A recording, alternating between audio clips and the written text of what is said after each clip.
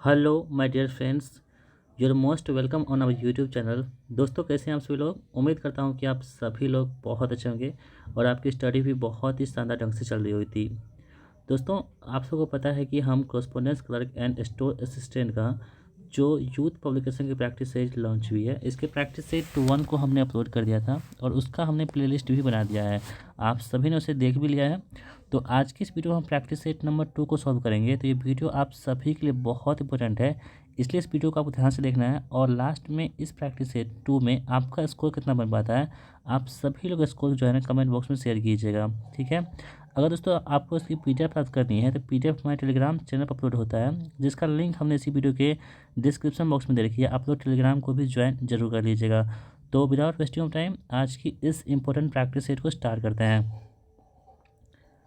दोस्तों, पहला सवाल आपकी स्क्रीन पर है। कह रहा है कि वैशाली में द्वितीय बौद्ध संगीति किसके द्वारा संचालित की गई थी। तो हम आपको कितनी बार कह चुके हैं दोस्तों, जब भी आपके एंशिएंट हिस्ट्री का सवाल बनेगा तो उसमें आपके बौद्ध धर्म और जैन धर्म के प्रश्न पूछे ही जाएंगे।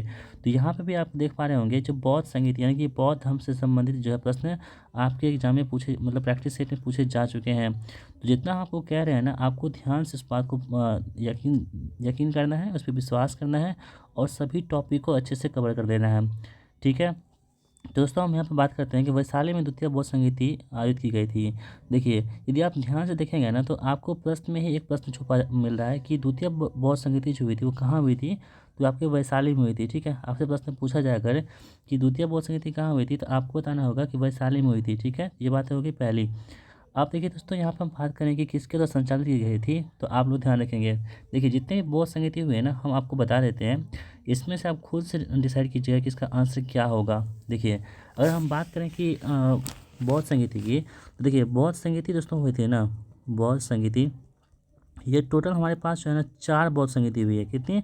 4 बौद्ध संगीति हुई है। और प्रथम जो बौद्ध संगीति हुई है दोस्तों, फर्स्ट नंबर की, ये कहाँ पे हुई है दोस्तों, तो ये आपके राजगिरी में हुई है। कहाँ पे? राजगिरी में हुई है, ठीक है। और दूसरे नंबर को जो दोस्तों हुआ है हमारे पास बौद्ध संगीति, ये कहाँ पे हुई है, तो आपके वैशाली में, जैसा कि प्रश्न में भी आपको लिखा हुआ नज़र आ रहा है, ठीक है। अगर हम बात करें तीसरी बौद्ध संगीति के दोस्तों, तो तीसरी जो बौद्ध संगीति हुई है हमारे पास, वो कहाँ पे हुई है, पाटलिपुत्र में हुई है, ठीक है। आप इसे नोट्स भी बना सकते हैं, जितने आपको हम बता रहे हैं यहाँ पे आप नोट्स बना सकते हैं इसे, क्योंकि आपके एग्जाम में यहीं से डायरेक्ट प्रश्न पूछे जाएंगे। और जो चतुर्थ जो बौद्ध संगीति हुई दोस्तों, ये कहाँ पर हुई थी, कुंडलवन कश्मीर में हुई थी, ठीक है। इन चारों पॉइंट को आपको ध्यान में रखना होगा, यहाँ से आपके एक प्रश्न जरूर बनेंगे। अब हम बात करते हैं दोस्तों कि कौन से जो प्रथम का, द्वितीय का, तृतीय का अध्यक्षता की गई थी, किसके द्वारा की गई थी, क्योंकि अध्यक्ष भी आपसे प्रश्न पूछे जाते हैं। देखिए, अगर दोस्तों हम बात करें कि प्रथम बौद्ध संगीति जो है इसकी अध्यक्षता किसके द्वारा की गई थी, तो ये थे महाकश्यप के द्वारा की गई थी। किसके द्वारा? तो महाकश्यप के द्वारा जो है ना प्रथम बौद्ध संगीति की अध्यक्षता की गई थी। अगर हम बात करें दूसरी बौद्ध संगीति की, तो ये सवाकामी कौन थे, सवाकामी के द्वारा जो है ना द्वितीय बौद्ध संगीति की जो है अध्यक्षता किया गया था। और हम बात करें तीसरा जो पाटलिपुत्र में हुआ था दोस्तों, इसकी जो अध्यक्षता की गई थी वो मोगलीपुत्र तीस के द्वारा, किसके द्वारा, मोगलीपुत्र तीस के द्वारा जो है ना तृतीय बौद्ध संगीति की अध्यक्षता की गई थी। अगर हम बात करें चतुर्थ का, तो ये दोस्तों वसुमित्र या अश्वघोष, किसके द्वारा, वसुमित्र या अश्वघोष द्वारा जो है ना चतुर्थ बौद्ध संगीति का जो है आपके पास इसकी अध्यक्षता की गई थी, ठीक है। इतनी बातें हो चुकी हैं। अब एक प्रश्न और पूछता है कि किसके समकालीन जो है इसकी अध्यक्षता हुई थी। अगर हम बात करें कि प्रथम बौद्ध संगीति जो हुई थी दोस्तों, ये अजात शत्रु के समय में हुई थी। किसके समय में? अजात शत्रु के समय प्रथम बौद्ध संगीति होती है। अगर हम बात करें दूसरे का, तो दोस्तों ये कालाशोक के समय में होती है। किसके समय में? कालाशोक के समय में द्वितीय बौद्ध संगीति होती है। अगर हम बात करें तृतीय बौद्ध संगीति की, तो ये अशोक के समय में होता है। और चतुर्थ दोस्तों किसके समय में होता है, ये कनिष्क के समय में होता है, ठीक है। तो इन सभी फैक्ट को आपको समझ में ध्यान में रखना होगा, क्योंकि बस इतने ही फैक्ट से आपके जितने बौद्ध संगीति हैं चारों कवर हो जाते हैं, ठीक है। देखिए, अब हम प्रश्न क्या पढ़ते हैं। प्रश्न हमारा क्या कह रहे हैं यहाँ पे, देखें दोस्तों, कह रहा है कि द्वितीय बौद्ध संगीति जो है ना किसके द्वारा संचालित की गई थी। आप यहाँ पे देख पाएंगे, तो आपको हम सब कुछ बता चुके हैं यहाँ पे दोस्तों। तो द्वितीय बौद्ध संगीति दोस्तों हुई थी ना, ये आपके देखिए कालाशोक है यहाँ पे, तो कालाशोक के द्वारा संचालित की गई थी, ठीक है। तो ऑप्शन बी जो है यहाँ पे इस प्रश्न का बिल्कुल सही जवाब होगा हमारे पास कालाशोक का। ठीक है। तो आपको हम फिर से रिपीट कर देते हैं दोस्तों कि यदि आपको अच्छा मार्क्स गेन करना है ना, क्योंकि आपके जीके में 20 प्रश्न पूछे जाएंगे, तो जितने आपको हम टॉपिक बता रहे हैं आप टॉपिक को अच्छे से कवर करते रहिएगा, ठीक है। बाकी अगर आप चाहते हैं टॉपिक वाइज हम जीके बनाएं तो आप सभी लोग वीडियो में कमेंट कीजिएगा, हम टॉपिक वाइज जो है ना जीके का वीडियो आप सभी के लिए अपलोड कर देंगे, ठीक है। तो ऑप्शन बी इस प्रश्न का बिल्कुल सही जवाब हमारा हो जाएगा। हम बढ़ते हैं अगले प्रश्न की ओर।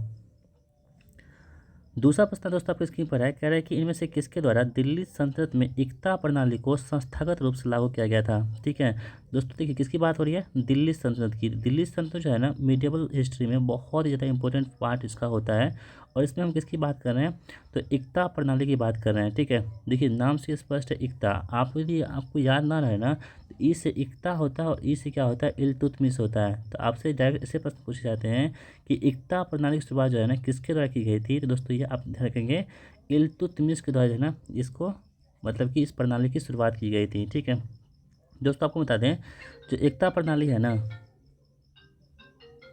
जो एकता प्रणाली है दोस्तों जो इल्तुतमिश द्वारा स्टार्ट की गई थी, इसकी शुरुआत जो हुई थी वो 1236 में हुई थी। कब हुई थी, सॉरी 1226 में जो है ना एकता प्रणाली की शुरुआत की गई थी इल्तुतमिश के द्वारा। इसे आप लोग ध्यान रखेंगे। अब आप पूछेंगे कि एकता होता क्या है दोस्तों, तो एक्चुअली में जो एकता है ना इसका मतलब होता है कि एक भूखंड, यानी कि जो भूखंड होता है ना भूमि का जो टुकड़ा होता है उसे एकता कहते हैं। ठीक है, इसी प्रणाली की शुरुआत की थी इल्तुतमिश के द्वारा की गई थी। तो ऑप्शन नंबर ए जो हमारे पास यहाँ पे इल्तुतमिश इस प्रश्न का बिल्कुल सही जवाब हमारा हो जाएगा। दोस्तों अगर हम बात करें कुतुबुद्दीन ऐबक की, तो जैसे इसे हम क्या बोलते हैं, लाख बख्श के नाम से जानते हैं। क्या बोलते हैं, लाख बख्श के नाम से कुतुबुद्दीन ऐबक को जाना जाता है। और इसकी मृत्यु जो हुई थी वो चौगान जो खेल है दोस्तों जिसे पोलो कहते हैं, चौगान खेलते समय इनकी मृत्यु हो गई थी। इसे भी आप लोग ध्यान में रख सकते हैं। ठीक है, तो ऑप्शन नंबर ए यहाँ पे इल्तुतमिश इस प्रश्न का बिल्कुल सही जवाब हमारा हो जाएगा। चलिए हम बढ़ते हैं अगले प्रश्न की ओर। और अगला प्रश्न क्या कह रहा है हमको देख लेते हैं। कह रहा है कि डैश में शुरू की गई नई राजस्व प्रणाली को रैयतवाड़ी बंदोबस्त के रूप में जाना जाता है। ठीक है दोस्तों, ये इंपॉर्टेंट है आप सभी के लिए। एक रैयतवाड़ी व्यवस्था होती है, एक महलवाड़ी व्यवस्था होती है। ठीक है, तो यहाँ पर दोस्तों हम बात करेंगे किसकी, तो रैयतवाड़ी व्यवस्था की हम बात करते हैं यहाँ पे, रैयतवाड़ी बंदोबस्त की। तो ये क्या थी, एक नई राजस्व प्रणाली थी, और इसके तहत जो है ना सरकार को किसानों के बीच में सीधा समझौता हुआ था। क्या होता, देखिए सरकार और जो किसान है ना इनके बीच में जो डायरेक्ट समझौता होता था सरकार और किसान के बीच में, वो किसके तहत हुआ था, तो रैयतवाड़ी जो है व्यवस्था के बंदोबस्त के तहत ही सीधा संपर्क साझा किया गया था। ठीक है, तो ये आप ध्यान रखेंगे। और इसकी जो शुरुआत हुई थी दोस्तों रैयतवाड़ी व्यवस्था की बंदोबस्त की, ये 1792 में इसकी शुरुआत की गई थी। ठीक है, और कहाँ पे की गई थी, तो ये बॉम्बे डेक्कन में इसकी शुरुआत की गई थी। बॉम्बे डेक्कन में इसकी शुरुआत की जाती है, जो ऑप्शन नंबर सी में दे रखा है। ठीक है, तो ऑप्शन सी इस प्रश्न का बिल्कुल सही जवाब हमारा हो जाएगा। अगर बात करें दोस्तों हम रैयतवाड़ी व्यवस्था की बंदोबस्त की, इसकी शुरुआत किसके द्वारा की गई थी, तो वो कर्नल रीड के द्वारा। किसके द्वारा, कर्नल रीड के द्वारा जो है ना ये रैयतवाड़ी बंदोबस्त की शुरुआत की गई थी। इसे भी आप लोग ध्यान रखेंगे। और इसे 1820 ईस्वी में टॉमस मुनरो, कौन, तो टॉमस मुनरो के द्वारा दोस्तों, टॉमस मुनरो के द्वारा मद्रास में व्यवस्थित रूप से इसे लागू किया गया था। ठीक है, तो इसे भी आप लोग ध्यान में रखेंगे। तो यहाँ पर हम बात कर रहे हैं रैयतवाड़ी व्यवस्था की, तो इसकी जो कहाँ पे हुई थी, बॉम्बे डेक्कन में, और 1792 में हुई थी किसान। ठीक है, और ये किसने किया था, कर्नल रीड के द्वारा इसकी स्थापना की गई थी। और कहाँ पे की गई थी, तो बॉम्बे डेक्कन में की गई थी। और 1820 में टॉमस मुनरो ने इसे मद्रास में व्यवस्थित रूप से लागू कर दिया था। ठीक है दोस्तों, एक होता है महालवाड़ी व्यवस्था। ठीक है, तो महालवाड़ी की हम बात करें अगर, तो महालवाड़ी व्यवस्था जो है ना इसकी जो खोज मतलब कि स्टार्टिंग की गई थी किसके द्वारा, तो हॉल्ट मैकेंजी के द्वारा। किसके द्वारा, हॉल्ट मैकेंजी जो थे ना उनके द्वारा जो है मालवाड़ी बंदोबस्त की शुरुआत की गई थी। तो इसे भी आप लोग एक्स्ट्रा फैक्ट के तौर पर समझ सकते हैं।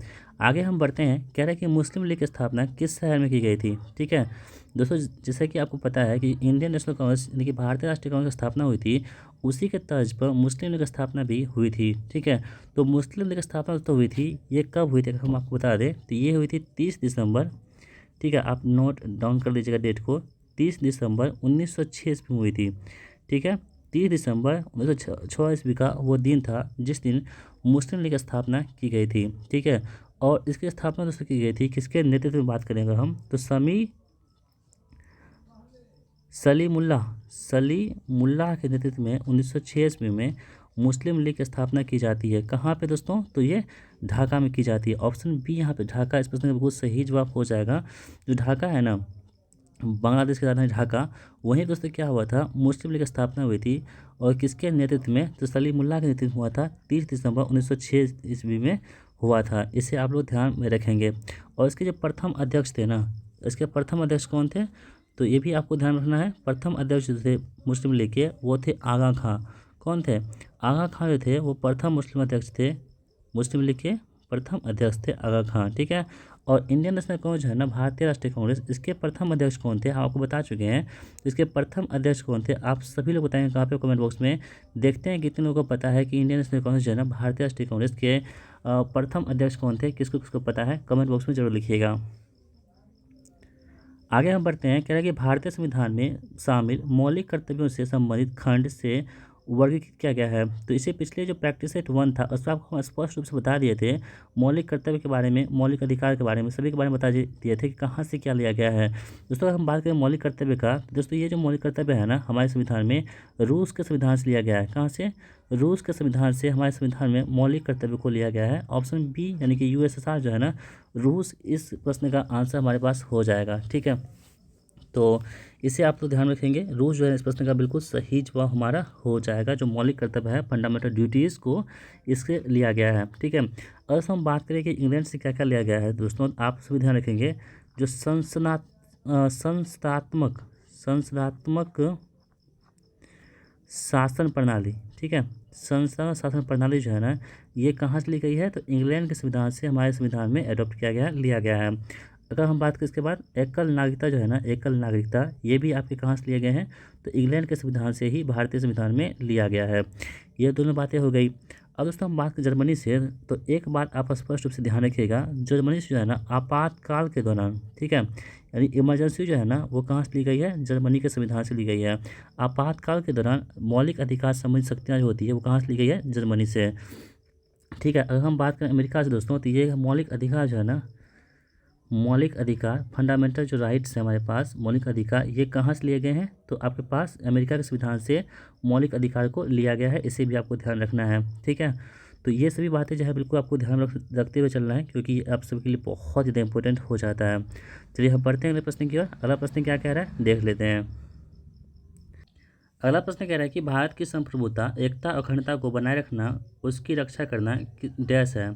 तो भारत की संप्रभुता, एकता और अखंडता को बनाए रखना, ये दोस्तों क्या है हमारे पास? तो ये हमारे पास मौलिक कर्तव्य है। अभी हम तुरंत पढ़े थे मौलिक कर्तव्य के बारे में। ये कहाँ से लिया गया है? तो रूस के संविधान से हमारे संविधान में लिया गया। और इसी में दोस्तों मौलिक कर्तव्य का मतलब में ही क्या होता है के बारे में चर्चा किया गया है कि भारत की संप्रभुता को, एकता को और अखंडता को बनाए रखना किसका काम होता है? मौलिक कर्तव्य का काम होता है। इसे आप लोग बिल्कुल ध्यान में रखेंगे, ठीक है दोस्तों। एक एक्स्ट्रा फैक्ट आपको हम बता देते हैं, जैसे कि मौलिक कर्तव्य है ना, तो मौलिक कर्तव्य जो है ना, हमारे संविधान में किसकी सिफारिश पर ली गई थी, किसके रिकमेंडेशन पर भारतीय संविधान में मौलिक कर्तव्य को जोड़ा गया था? वो था सरदार स्वर्ण सिंह समिति। कौन थी? सरदार स्वर्ण सिंह समिति। सरदार स्वर्ण सिंह समिति के जो रिपोर्ट थी ना, मतलब कि सिफारिश थी, इसी सिफारिश दोस्तों मौलिक कर्तव्य को हमारे संविधान में लिया गया है, ठीक है। और दोस्तों आपको हम बताए थे ये भाग कौन सा हमारे पास है, तो भाग जो है ना 4 के क में जो मौलिक कर्तव्य को लिया गया है। और अनुच्छेद कितना है हमारे पास? तो आर्टिकल 51 में जो मौलिक कर्तव्य की चर्चा की गई है। इन सभी चीज़ों को आपको ध्यान में रखना होगा। और वर्तमान में हम बात करेंगे मौलिक कर्तव्य की, तो मौलिक कर्तव्य हमारे पास कितने हैं वर्तमान में? तो कुल 11 मौलिक कर्तव्य जो है वर्तमान में भारतीय संविधान में वर्णित है, ठीक है। तो इसे भी आपको ध्यान में रखना होगा, ये भी आपके लिए इम्पोर्टेंट हो जाता है। आप बस प्रैक्टिस सेट को आप मतलब कि देखते रहिएगा। और एक बात दोस्तों, ये संविधान संशोधन हुआ था मौलिक कर्तव्य का, वो क्या हुआ था? 42वां संविधान संशोधन जो हुआ था 1976 में। इसी के तहत जो है भारतीय संविधान में मौलिक कर्तव्य को जोड़ा गया था। ये बातें आपको बताना भूल गए थे। अब देखिए, आपको प्रैक्टिस सेट आप देखते रहेंगे ना, प्रैक्टिस सेट 1 में आपको बताए थे कि भाग बताए थे, अनुच्छेद बताए थे। अब आपको यहाँ पर हम क्या बता दिए हैं? तो सरदार सिंह समिति बता दिए हैं, और किस संविधान संशोधन के तहत इसको जोड़ा गया ये भी आपको बता दिए हैं। प्रैक्टिस सेट को मिस नहीं करना है। यदि आप प्रैक्टिस सेट को अच्छे से देख लेते हैं, भले आपको वीडियो लंबी लगती होगी, लेकिन आपको बहुत कुछ सीखने को यहाँ से मिलेगा। तो वीडियो में ज़रूर अंत तक बने रहिएगा।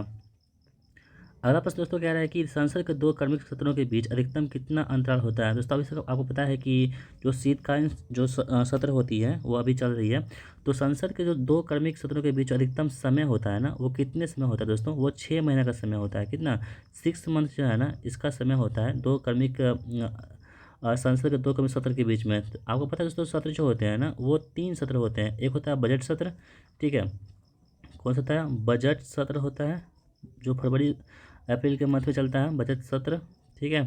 उसके बाद दोस्तों दूसरा सत्र हमारे पास होता है, वो होता है मानसून सत्र। कौन सा, मानसून सत्र होता है। और तीसरा दोस्तों हमारे पास जो होता है ना, वो होता है शीतकालीन सत्र, जो अभी चल रहा था, ठीक है, शीतकालीन सत्र। देखिए, अगर इसमें पूछा जाए कि सबसे बड़ा जो सत्र होता है, सबसे लंबा सत्र कौन सा होता है, तो सबसे लंबा सत्र जो होता है हमारे संविधान में, वो होता है बजट सत्र। सबसे लंबा जो सत्र होता है ना, वो होता है बजट सत्र होता है। जो मतलब कि ऑप्शन क्या, ये ऑप्शन, फिर ऑप्शन बोल रहे हैं, बजट सत्र क्या होता है, सबसे लंबा सत्र होता है, ठीक है। जो मतलब देखिए, अब मान लीजिए बजट सत्र हमारे पास है और मानसून सत्र है, इन दोनों के बीच में जो है ना अधिकतम कितना गैप हो सकता है दोस्तों, तो 6 मंथ का जो है ना, 6 मंथ का जो है यहाँ पे गैप हो सकता है। तो ऑप्शन डी इस प्रश्न का बिल्कुल सही जवाब हमारा हो जाएगा, ठीक है। चलिए बढ़ते हैं अगले प्रश्न की ओर हम लोग। कह रहे हैं कि निम्न में से कौन सा अतिरिक्त संवैधानिक निकाय है। अतिरिक्त संवैधानिक निकाय है, वित्त आयोग है, नीति आयोग है, भाषा आयोग है, चुनाव आयोग है।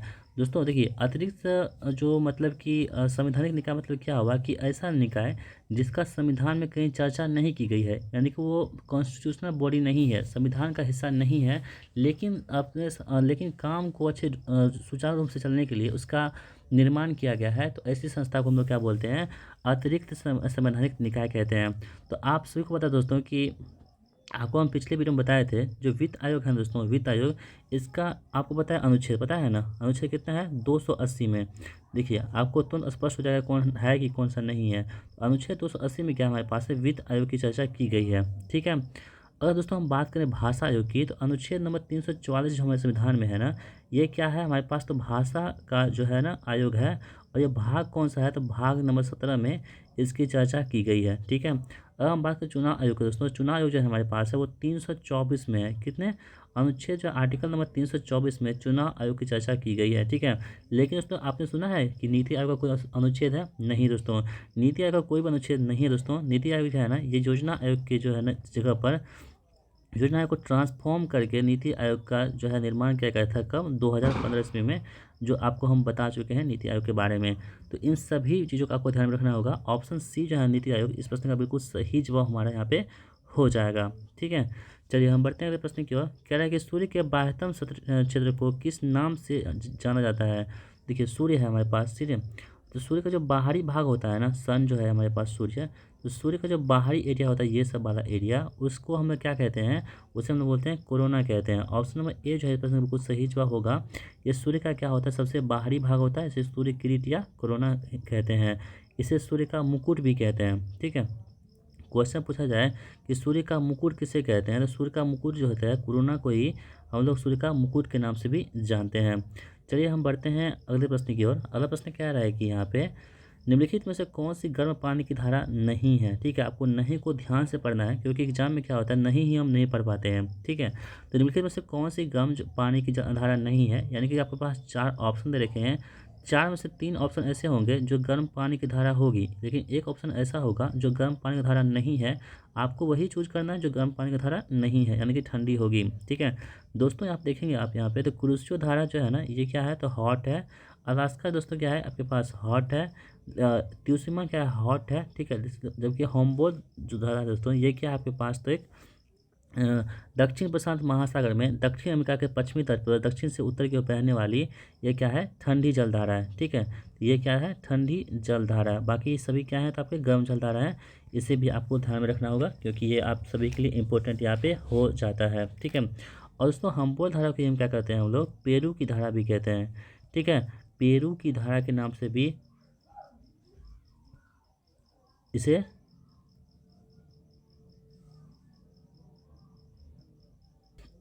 ठीक है, इसे पेरू की धारा कहते हैं। और ये हम्बोल्ट धारा है, इसे ठंडी जलधारा के नाम से जाना जाता है, ठीक है। तो ऑप्शन ए जो है हमारे प्रश्न बिल्कुल सही जवाब हो जाएगा।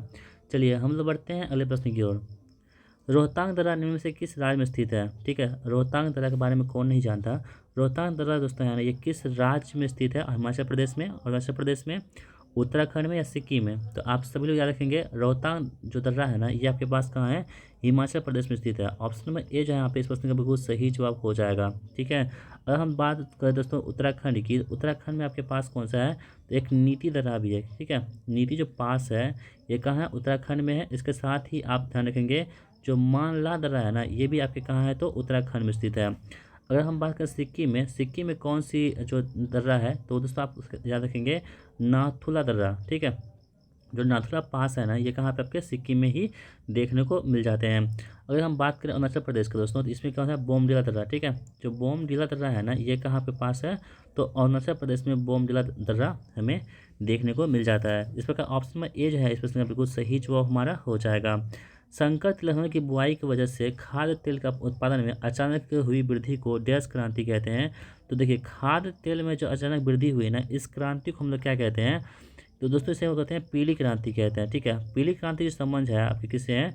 तो खाद्य तेल से है। ठीक है, तो खाद्य तेल से जो है पीली क्रांति का संबंध है, इसे आप लोग ध्यान में रखेंगे।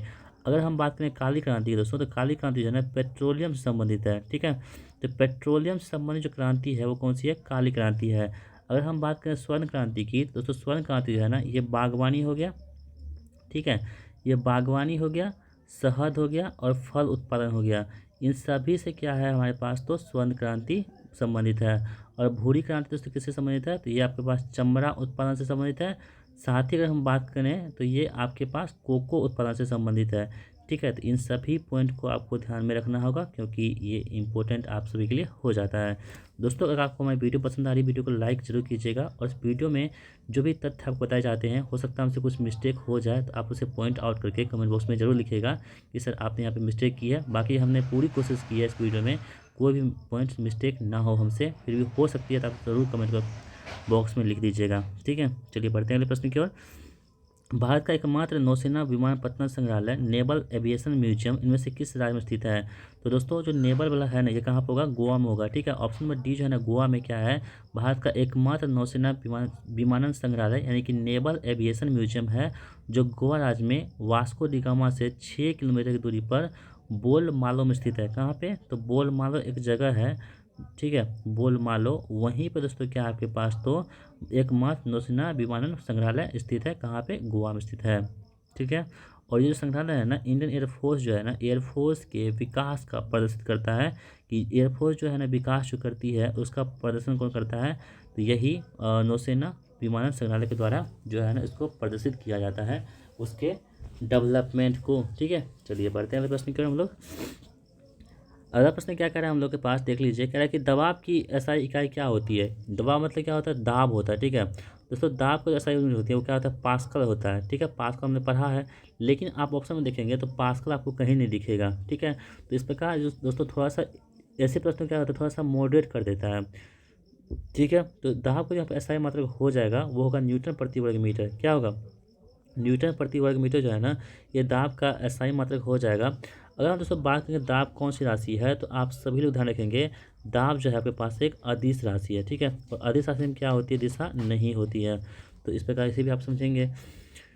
चलिए अगला प्रश्न देख लेते हैं हम लोग। कह रहे हैं कि प्रकाशिक तंतु किस सिद्धांत पर कार्य करती है? जो प्रकाशिक तंतु होती है ना, यानी कि ऑप्टिकल फाइबर, क्या किसे बोलते हैं? इसे ऑप्टिकल फाइबर कहते हैं। ऑप्टिकल फाइबर जो होती है वो किस सिद्धांत पर काम करती है, आपको पूछा जा रहा है। तो आप सभी लोग ध्यान रखेंगे, तो प्रकाशिक तंतु ये जो ऑप्टिकल फाइबर है ना, ये प्रकाश के पूर्ण आंतरिक परावर्तन पर, यानी कि टोटल जो मतलब कि ये क्या बोलते हैं टीआरई है, इस पर क्या करती है? तो आपके पास तो ये कार्य करती है। ठीक है, प्रकाशिक तंतु जो है ऑप्टिकल फाइबर जो है वो प्रकाश के पूर्ण आंतरिक परावर्तन पर काम करती है, इसे आप लोग ध्यान में रखेंगे। चलिए जो वितरण प्रकाश, देखिए हीरे का चमकना भी है ना, हीरे का चमकना, हीरे का चमकता जो है चमकना, ये भी प्रकाश के पूर्ण आंतरिक परावर्तन पर ही निर्भर करता है।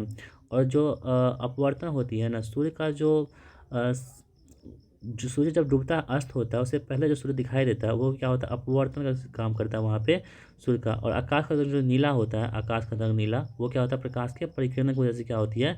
आकाश का रंग नीला हमें प्रतीत होता है। तो इन सभी पॉइंट को आपको ध्यान में रखना है। अगला प्रश्न कह रहा है कि निम्नलिखित में से किसका उपयोग खाना पकाने के लिए करते हैं हम लोग। तो खाना पकाने के लिए हम लोग घरों में यूज करते हैं वो कौन सा होता है, वो होता है एलपीजी होता है। ठीक है, इसको हिंदी में क्या बोलते हैं, एल से होता है लिक्विफाइड, जिसको हिंदी में द्रवीकृत कहते हैं, पी से पेट्रोलियम और जी से गैस होता है। जो एलपीजी होता है यही क्या होता है, खाना पकाने में इसका इस्तेमाल हम लोग करते हैं। तो ऑप्शन सी जो है इसमें बिल्कुल सही जवाब होगा। एक होता है सीएनजी, सीएनजी गैस जो होता है दोस्तों, ये हम लोग अभी आजकल के ज़माने में मतलब कि गाड़ियों में इसका यूज होता है। जैसे कंप्रेस्ड नेचुरल गैस कहते हैं, संपन्नित पेट्रोलियम गैस कहते हैं। लेकिन खाने बनाने में किसका इस्तेमाल करते हैं हम लोग, एलपीजी का इस्तेमाल करते हैं। इसे आप लोग ध्यान में रखेंगे। ठीक है, और दोस्तों एलपीजी में जो है ना, इसके एलपीजी में किसी प्रकार का कोई गंध नहीं होता है। ठीक है, तो सूचक के रूप में हम लोग क्या करते हैं, इसमें एथिल मरकैप्टन मिलाते हैं। क्या मिलाते हैं, एथिल मरकैप्टन जो है ना इसे मिला देते हैं। जैसे कि जब गैस लीक होता है तो हमें पता चल जाता है कि गैस जो है ना कहीं से लीक हो रहा है। ठीक है, इसलिए हम लोग क्या करते हैं, तो इसमें एथिल मरकैप्टन जो है इसको गंध के रूप में मिला देते हैं।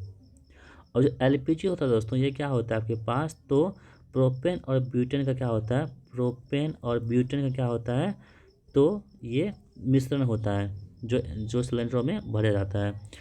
ठीक है, चलिए बढ़ते हैं अगले प्रश्न की ओर। कह रहा है कि निम्न में से कौन सा एंजाइम अग्न्याशय द्वारा स्रावित होता है। ठीक है, जो पेंक्रियाज होता है हमारे पास, पेंक्रियाज अग्न्याशय, इसके द्वारा कौन सा जो है ना एंजाइम जो है स्रावित होता है।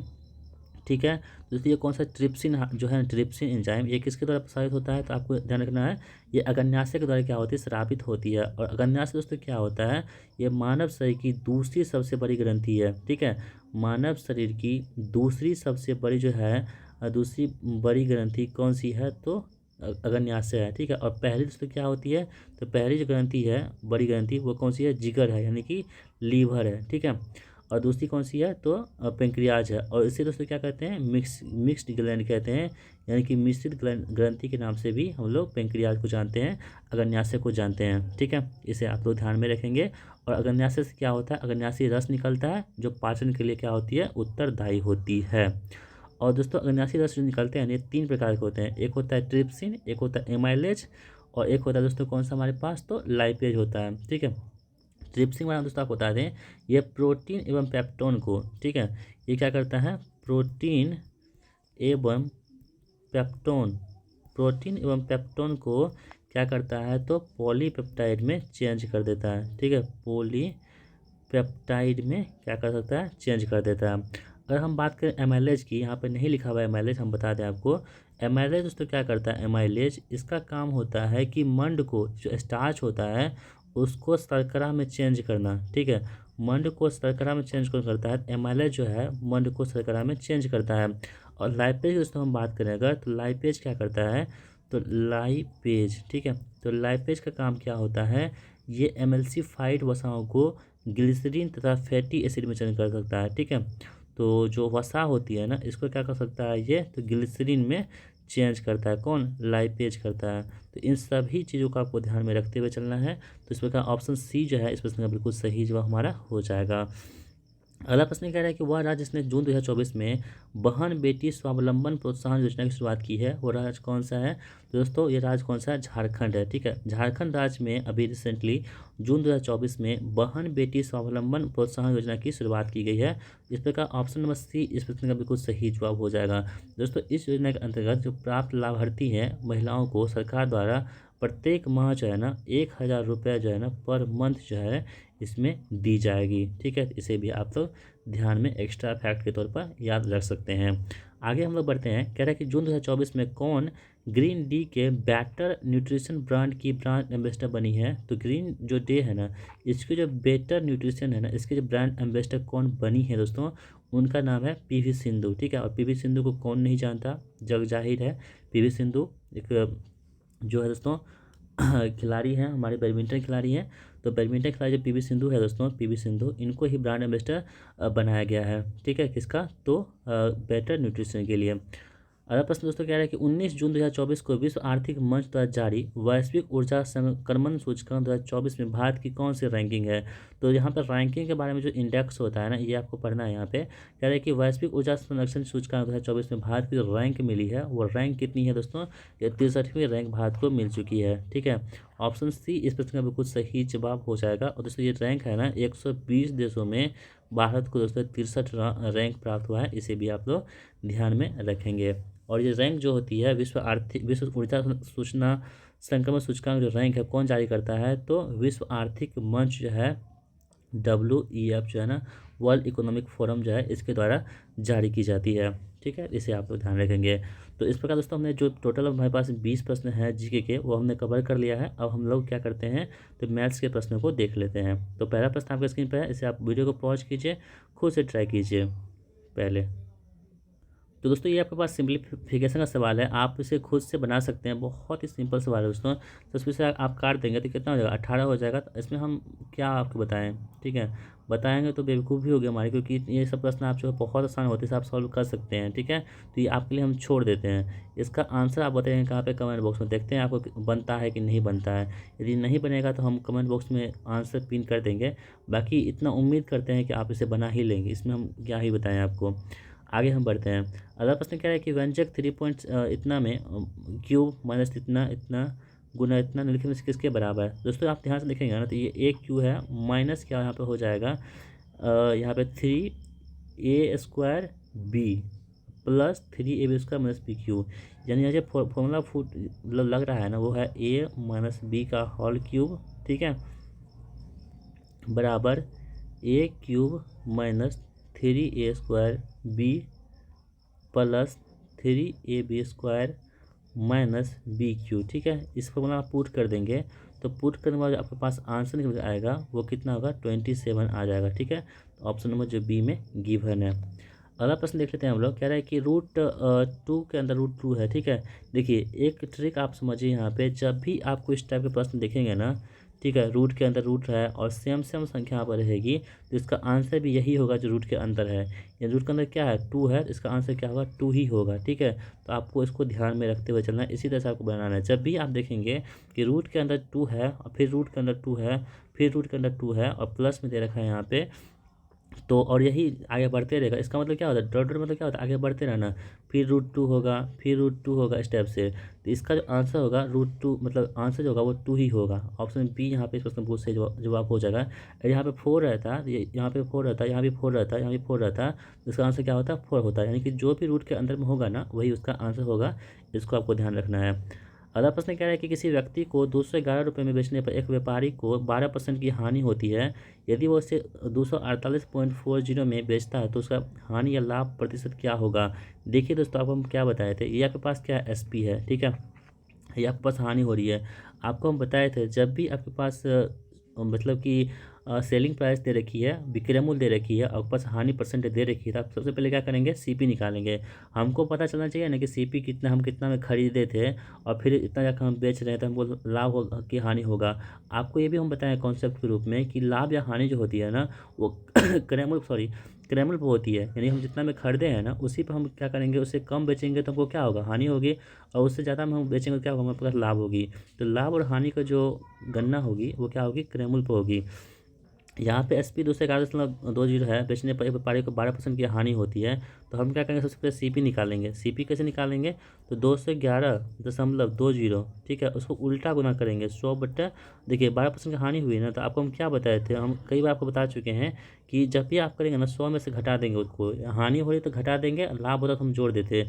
तो 12 घटाएंगे कितना हो जाएगा, 88 होगा। ठीक है, इसे आप कट कर देंगे ना, ये शून्य उड़ेगा, ये से ये कट जाएगा। ठीक है, कटने के बाद दोस्तों आपके पास जो बचेगा ना, इसे आप काट देंगे तो 240 बार में कट जाएगा। यानी आपके पास CP कितना आ चुका है, यानी कि क्रैमूल आपके पास कितना है, 240 रुपये क्रैमूल है।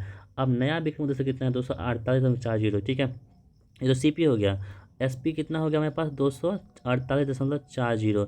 यानी कहने का मतलब ये हुआ कि हम कोई भी वस्तु को 240 रुपये में खरीदते हैं और 248.40 में बेच देते हैं। तो आप खुद सोचिए यहाँ पे आपको क्या हो रहा है, आपको क्या है दोस्तों यहाँ पे, तो 8 दशमलव जो है ना 40 क्या हो रही है यहाँ पे, तो आपके पास लाभ हो रही है। ठीक है, यही प्रश्न क्या है कि यदि आपको हानि होता है या लाभ होता है, उसका परसेंटेज निकालिए। हम सबको पता है, क्या पता है, ये परसेंटेज लाभ हम निकालेंगे, कैसे निकालेंगे, जितना हमको लाभ हो रहा है, लाभ गुना 100 बटे कितना हो जाएगा, तो क्रैमूल होगा। क्रैमूल हमारे पास कितना है, 240 का क्रैमूल हमारे पास है। पॉइंट हटाएंगे, ये 0 से 0 कट जाएगा और इससे हम काट देंगे, कितने बार कट जाएगा दोस्तों, तो ये देखिए 0 से 0 कट जाएगा आपके पास, ये कितना बार कटेगा, 4 से काटिए, 4 छः 24, 4 दूनी 8, 4 5 21, इससे 21 बटा 6 होगा, तो कितना बार कटेगा, साढ़े तीन हाँ 6 गुना साढ़े 3 करेंगे तो 21 पूर जाएगा।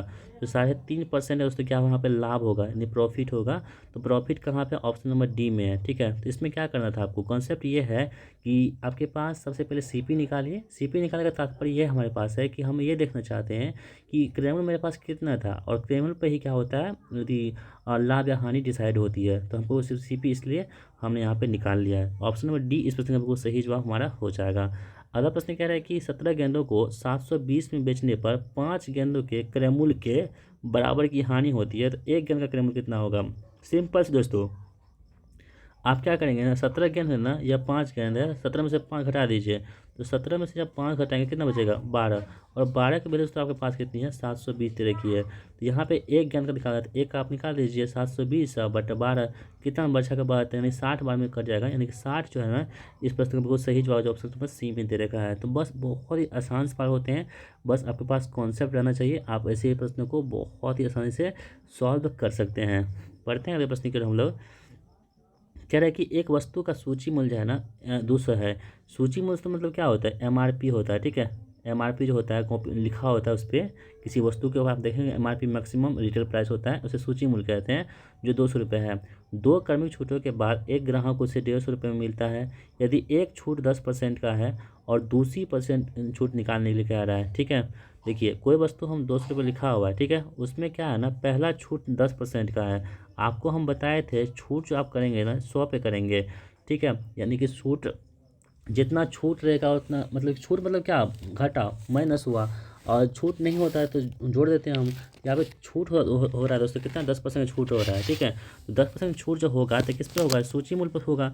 आपको हम ये भी बताए थे, दुकानदार जो आपको देगा ना वो सीपी पे कभी नहीं देगा, यानी कि क्रय मूल्य पर आपको छूट नहीं देगा, वो अंकित मूल्य पर छूट, यानी सूची मूल्य बोलिए, अंकित मूल्य बोलिए या एमआरपी बोलिए, उस पर आपको छूट देगा कि देखिए भाई 500 का सामान है, इसमें आपको हम 10% की छूट दे रहे हैं। ये आपको कभी नहीं कहेगा कि हम कितना में खरीद के लाएँ उस पर आपको छूट देंगे, वो आपको जीवन में कभी नहीं कहेगा दुकान वाला। ठीक है, चाहे हम हो कोई भी हो, आपको एमआरपी पर छूट देगा। तो दुकान वाली बात जब भी आएगी क्वेश्चन में तो आपको एमआरपी पर छूट निकालना है। ठीक है, देखेंगे सूची मूल्य कितना हमारे पास 200 रुपये दे रखा है, उसमें कह रहा है कि 10% की छूट हो रही है, तो कितना बचा होगा, 90 में बचा होगा ना, 90% हो गया। ठीक है, ये तो पहली छूट होगी। कह रहा है कि 2 क्रमिक छूट, पहला छूट क्या हो गया और दूसरा छूट हम क्या किए, 100 में से 10 घटाए ना। लेकिन यहाँ पे कह रहा है कि दूसरी छूट क्या होगी, तो हम या मान लेते हैं कि 100 में से वो छूट एक्स होगी। सेम वही चीज़ की हम किए ना, यहाँ पर हमको पता था कि 10% की छूट हो रही है, तो हम 100 में से 10 घटा दिए, 90 हो गया। लेकिन दूसरी कंडीशन में क्या कह रहा है कि दूसरा जो छूट है वो हमको नहीं पता है कितना है, तो हम एक्स मान लीजिए, 100 में से एक्स घटाए होंगे तो हुआ होगा, और इसी का दोस्तों बराबर कितना है, तो 150 रुपये में हम खरीदेंगे इस वस्तु को। तो यहाँ से आप क्या करेंगे ना, आप इजली जो है एक्स की वैल्यू यहाँ से आप निकाल सकते हैं। आपको हम फॉर्मेट तैयार कर दिए हैं, आप यहाँ से आसानी से क्या कर सकते हैं, तो एक्स की वैल्यू आप निकाल सकते हैं। इतना तो हम आपसे एक्सपेक्ट कर ही सकते हैं। ठीक है, तो दोस्तों यहाँ से एक्स की वैल्यू आप निकालेंगे ना तो 16 कितना आएगा, 6% आएगा, जो ऑप्शन नंबर किस में दे रखी है, डी में दे रखी है। ठीक है, ऑप्शन डी क्या होगा इस प्रश्न का बिल्कुल सही जो हमारा हो जाएगा। आगे हम लोग बढ़ते हैं। कह रहा है कि ए और बी अकेले किसी कार्य को क्रमशः 30 दिन में और 40 दिन में कर सकते हैं। यदि वो एकांतर दिनों में कार्य करते हैं और पहले बी कार्य शुरू करता है तो कार्य कितने दिनों में पूरा हो जाएगा। देखिए एकांतर दिनों मतलब क्या होता है, अल्टरनेट डे में काम करता है। तो कोई भी सवाल क्यों ना हो, सबसे पहले हम क्या करेंगे, कुल काम निकालेंगे, कुल काम कितना किया उसके लिए हम क्या करते हैं, जैसे कि हमारे पास ए है, ए कितना करता है हमारे पास 30 दिन में करता है, और बी कितना करता है हमारे पास 40 दिन में करता है। तो हम क्या करते हैं, कुल काम निकालने के लिए इसका क्या करते हैं, एलसीएम निकालते हैं, कितना होगा 120। 120 हमारे पास है ना, ये टोटल वर्क हमारे पास आ चुका है। अब देखिए ये क्या कहता है, काम, जब टोटल वर्क में से हम क्या करेंगे, काम को डिवाइड करेंगे तो हमारे पास क्या होगा, एफिशिएंसी निकलेगा, यानी कि क्षमता निकलेगा एक काम करने का। तो क्षमता एक कितना होगा, 4 होगा, और ये कितना होगा, 3 होगा। ठीक है, यानी कहने का मतलब क्या हुआ, एक दिन में 4, ए एक दिन में 4 काम करता है और बी एक दिन में कितना काम करता है, 3 काम करता है। यानी कि हम जोड़ दें कि एक दिन इसका और एक दिन इसका, यदि हम कहें कि 2 दिन में कितना काम हो जाएगा हमारे पास, तो 2 दिन दोस्तों कितना काम हो जाएगा, तो 4 दिन 7 काम हो जाएगा। ठीक है, ये बातें हो गई। जब भी आपको अल्टरनेट की बातें कहेगी तो आपको ऐसे ही करना है। देखिए हमारे पास टोटल काम कितना है, 120 काम करना है। ठीक है, हमारे पास 7 काम हो चुका है, इसमें हम किससे गुना करेंगे कि 120 के आसपास पहुंच जाएंगे। तो हम क्या करते हैं, इसमें 16 से गुना करते हैं, तो 16 16 कितना होगा, 112 होगा ना। इसमें हम क्या करेंगे 16 से गुना करेंगे, जो भी यहाँ गुना करेंगे ना सेम वही चीज़ हम यहाँ भी गुना करेंगे। तो ये कितना होगा 16 दूनी 32 दिन हो चुका है। ठीक है, तो 32 दिन में कितना काम हो चुका है हमारे पास, तो 112 काम हो चुका है। ठीक है, इतना तो हम समझ चुके हैं। 32 दिन में कितना काम हो चुका है हमारे पास, तो 112 काम हो चुका है। चलिए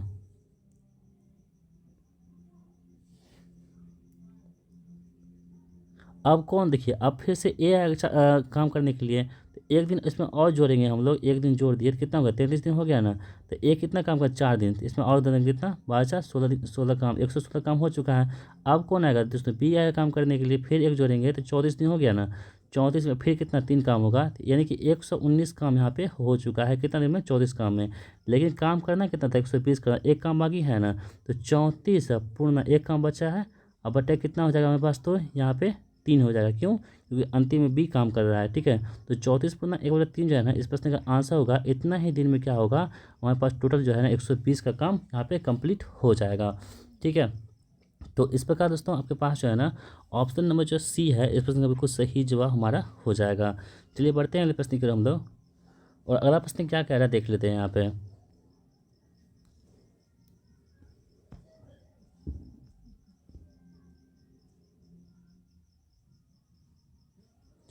पी और क्यू एक कार्य को 8 दिन कर सकते हैं, क्यू और आर उसी कार्य को 12 दिन में कंप्लीट कर सकता है। तो पी क्यू और आर मिलकर इसे 6 दिन में पूरा कर सकते हैं।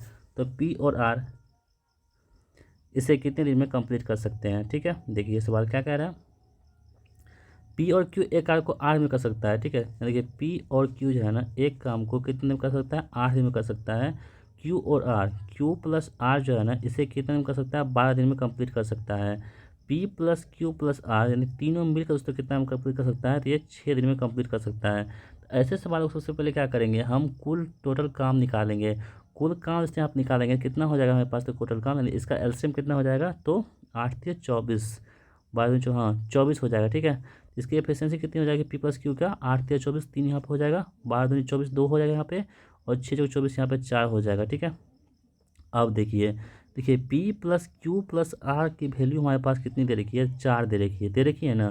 ठीक है, इससे हम क्या करेंगे ना इंडिविजुअली पी का अलग निकाल लेंगे, क्यू का अलग निकाल लेंगे, आर का अलग निकाल लेंगे। क्यों निकालेंगे, क्योंकि यहाँ पे अब पी और आर का सिर्फ पूछा जा रहा है। इसका मतलब क्या करना होगा कि सिर्फ पी का और सिर्फ आर का हमको निकालना होगा।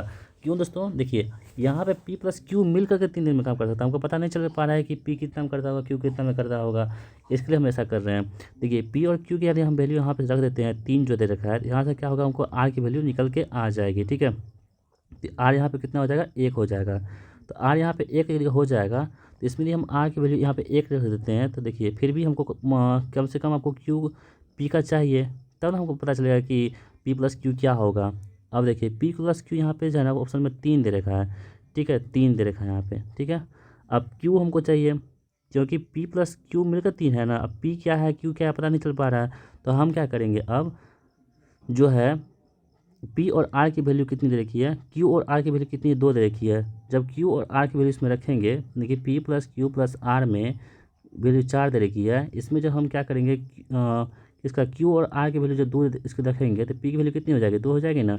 इसका मतलब हुआ पी की वैल्यू 2 हमारे पास है। ठीक है, तो ऑटोमेटिक बात है दोस्तों, आप खुद समझिए यहाँ पे क्या समझना है। यहाँ पे हमको ये समझना है यहाँ पे, एक सेकेंड, हमको ये समझना है यहाँ पे कि जब p plus q plus r मिलकर 4 है, और जब पी 2 है और क्यू आर 1 है, तो 2 1 3 हो गया। इसका मतलब क्यू की वैल्यू कितनी होगी, 1 होगी।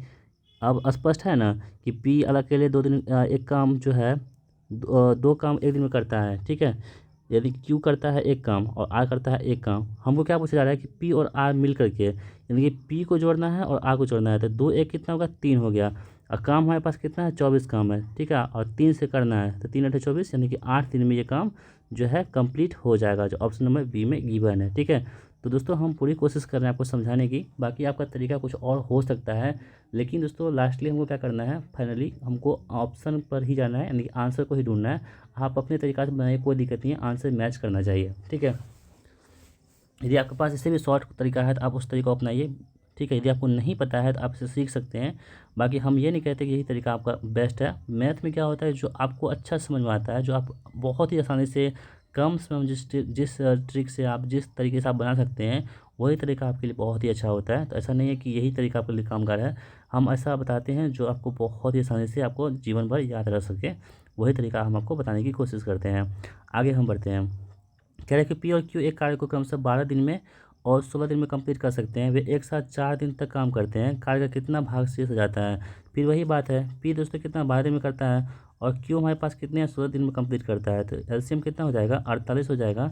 ठीक है, बच्चों का 48, 16 3 48। ठीक है, आप देखिए कह रहा है कि एक साथ 4 दिन का काम करता है। यहाँ पे कितना है 7, 4 दिन कितना 7, एक काम कितना होगा 28 काम हो गया। ठीक है, देखिए कितना काम बचा है हमारे पास, तो 20 काम यहाँ पे बच चुका है। करना कितना था? 48 काम करना था। तो कितना हो जाएगा? ये 24 हो जाएगा। ये कितना 10 होगा, ये 5 होगा, ये कितना होगा 12, यानी 5/12 भाग जो है शेष रह चुका है, जो ऑप्शन नंबर सी में दे रखा है। ठीक है, चलिए, एक कस्बे की वर्तमान जनसंख्या कितनी है? 1525 है। ठीक है, क्रमागत वर्षों में 8% और 12% की बढ़ती है, लेकिन तीसरे वर्ष में 22% घट जाती है। तीसरे वर्ष के अंत में कस्बे की जनसंख्या कितनी होगी आपको बताना है। ठीक है, देखिए इसमें भी आपको क्या करना है, बस वही परसेंटेज वाला रूल निकाल लगा देना है। तो कितना हमारे पास है? 15,625 है ना।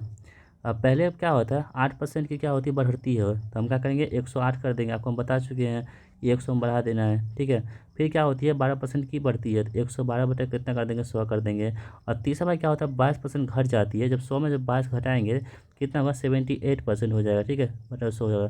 जब इसे काट पीट लीजिएगा दोस्तों आपके पास, तो कितना आपको आएगा? तो 14,700 जो है ना 42 आपके पास आंसर आएगा, जो ऑप्शन नंबर सी में गिवन दे रहेगा। ठीक है, तो इसे आप लोग कर सकते हैं इतना। यदि 75 का 20% 225 माइनस 420 का x% है, तो x की वैल्यू कितनी होगी? ये भी बहुत ही सिंपल सवाल है, इसे भी आप लोग खुद से ट्राई कर सकते हैं एक बार।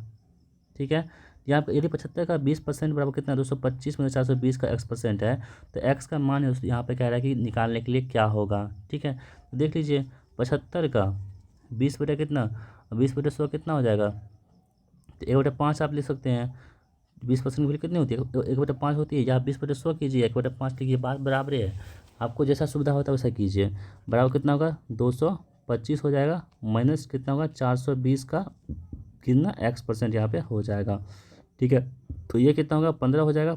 ठीक है, तो 15 बराबर 225 x%/100 होगा, 0 से 0 कटेगा, और ये कितना 4.2 हो जाएगा। ठीक है, तो -4.2x यहाँ पे हो जाएगा। ठीक है, और x की वैल्यू हम निकालेंगे हम, तो कितना आपके पास हो जाएगा? 50 निकल कर आएगा, जो ऑप्शन नंबर ए में गिवन है। चलिए बढ़ते हैं अगले प्रश्न की ओर।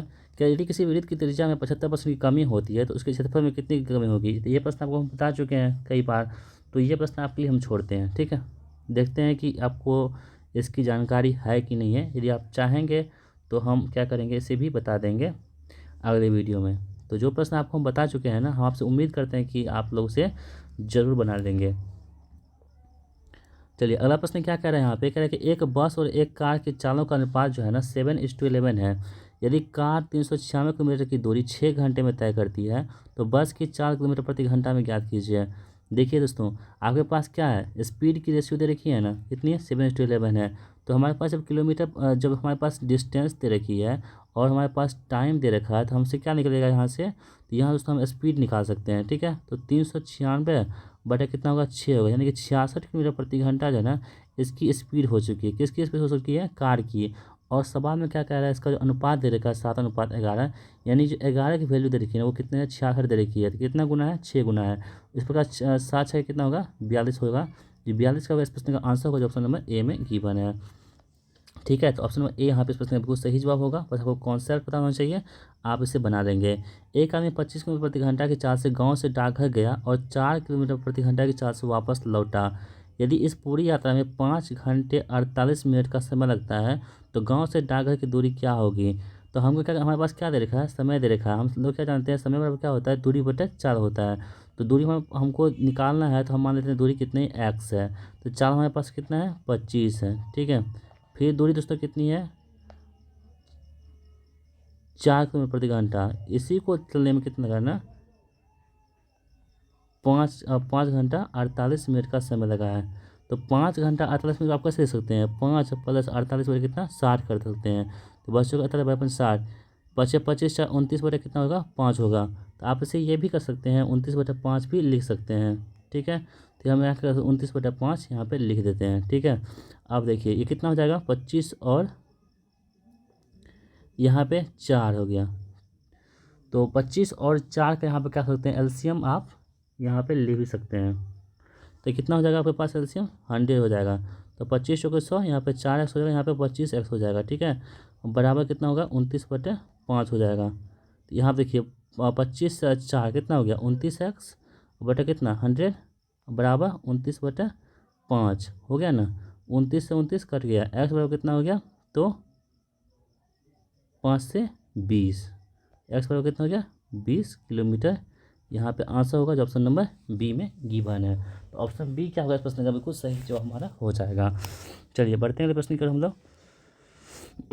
क्या है कि एक 200 मीटर लंबी दौड़ में धावक ए धावक बी को 3 सेकंड में हरा देता है। यदि ए और बी की गति में 1.5 मीटर पर सेकंड का अंतर हो तो ए की गति मीटर पर सेकंड में क्या होगी ज्ञात करनी है, ठीक है। देखिए ए बी को 3 सेकंड से हराता है और ए और बी की गति में 1.5 मीटर पर सेकंड की क्या होती है अंतर होती है। तो हम क्या करेंगे सबसे पहले हम मान लेते हैं कि बी का जो चाल है ना वो x किलोमीटर प्रति घंटा कितनी है मीटर पर सेकंड में पूछा है ना, तो मीटर पर सेकंड है, ठीक है। तो इस प्रकार ए की चाल जो हो जाएगी वो कितनी हो जाएगी तो x प्लस 1.5 मीटर पर सेकंड हो जाएगी, क्योंकि क्यों कहता है इसका अंतर है 1.5 मीटर का, ठीक है। तो 1.5 मीटर पर सेकंड यहाँ पे हो जाएगी। अब अकॉर्डिंग टू क्वेश्चन हम जानते हैं कि 200 मीटर लंबी दौड़ में धावक ए धावक बी को 3 सेकंड से हरा देता है। तो हम क्या करेंगे जो समय दे रखा है 3 सेकंड, हाँ समय में क्या होता है दूरी बटा चाल होती है, वो क्या होती है समय होता है। तो 200 अब बट्टे कितना हम माने हैं एक्स माने हैं चाल को, तो एक्स हो गया माइनस 200 अब बटा ये एक ही चाल एक्स प्लस 1.5 मीटर। इसी के बराबर कितना दे रखा है 3 का अंतर दे रखा है, ठीक है। तो यहाँ से एक्स की वैल्यू हम निकालेंगे ना वो कितना होगा 9.278 मीटर पर सेकेंड जो है इस प्रश्न का आंसर होगा जो ऑप्शन नंबर डी में दे रखा है। चलिए बढ़ते हैं अगले प्रश्न की ओर हम लोग।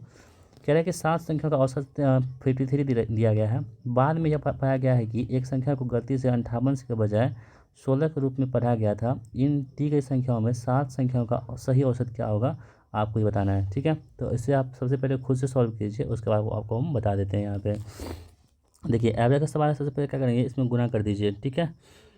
तो कितना होगा 53 इंटू 7 कितना होगा तो ये होगा आपके पास 371, ठीक है।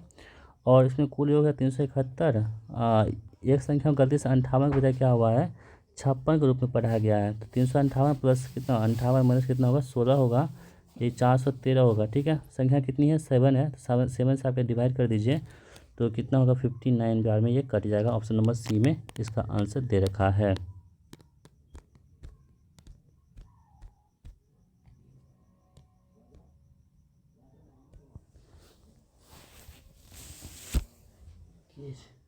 वीडियो बनवाएगी। चलिए नेक्स्ट प्रश्न कह रहा है कि गीता लता और माधुरी की आयु का अनुपात 5:6:3 की रेशियो में है। यदि उनकी औसत आयु 42 वर्ष है तो लता की आयु ज्ञात कीजिए, ठीक है। तो देखिए औसत आयु जो होती है ना ये 5x6 है। इसको आप क्या बताया था आपको जब कुछ नहीं हो तो एक्स में एक्स मान लीजिए, ठीक है। ये कितना होगा 5x 6x और 3x हो गया। तो देखिए 5x plus 6x plus 3x योग हो गया। तो हम क्या जानते हैं 3 लोग हैं तो 42 गुना 3 क्या होगा इसका योग होगा। तो योग के बराबर योग को हम कर दिए हैं। तो ये कितना होगा 14x हो जाएगा और 42 दिया कितना होता है आपके पास तो 3 दूनी 6 4 3 12 126 होगा। और 14 नंबर कितना होता है 26, यानी एक्स की वैल्यू जो है आपके पास 9 आ चुका है। किसका पूछा है लता में पूछा है। और लता दोस्तों कितनी है 2 नंबर पे है, यानी कि 6x की वैल्यू आपको पूछा जा रहा है। 6 इंटू कितना होगा 9, 9 छः कितना होगा 54 जो है ना बर्ष इस प्रश्न का बिल्कुल सही जवाब होगा जो ऑप्शन नंबर ए में गिवन है, ठीक है। तो ऑप्शन ए यहाँ पे इस प्रश्न का बिल्कुल सही जवाब हमारा हो जाएगा। अगला प्रश्न कह रहा है कि 81 परिणामों का औसत जो है ना 54 है, ठीक है। यदि प्रथम 59 परिणामों का औसत 52 है, एक सेकेंड दोस्तों,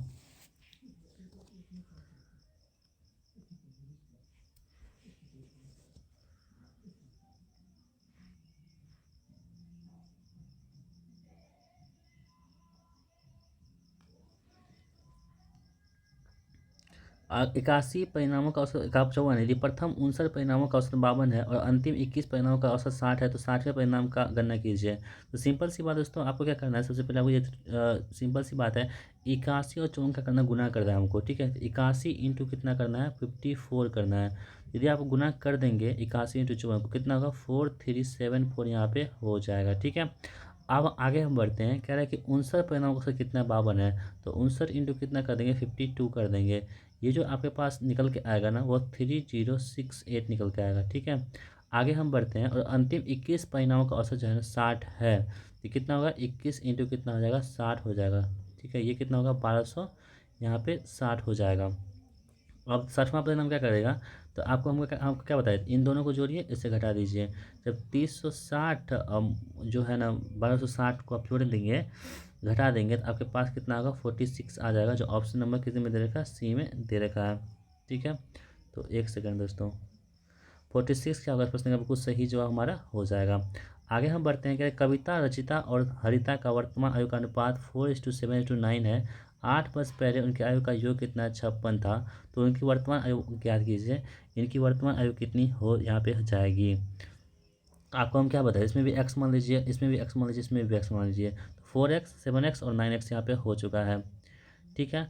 तो इसकी जो आयु कम से इतनी हो गई, इसमें क्या है कि 8 वर्ष पहले, सभी में 8 वर्ष पहले हो जाएगा, यानी कि 4x - 8 हो जाएगा यहाँ पे, और 7x - 8 हो जाएगा यहाँ पे, और 9x - यहाँ पे 8 हो जाएगा, ठीक है, हो गया।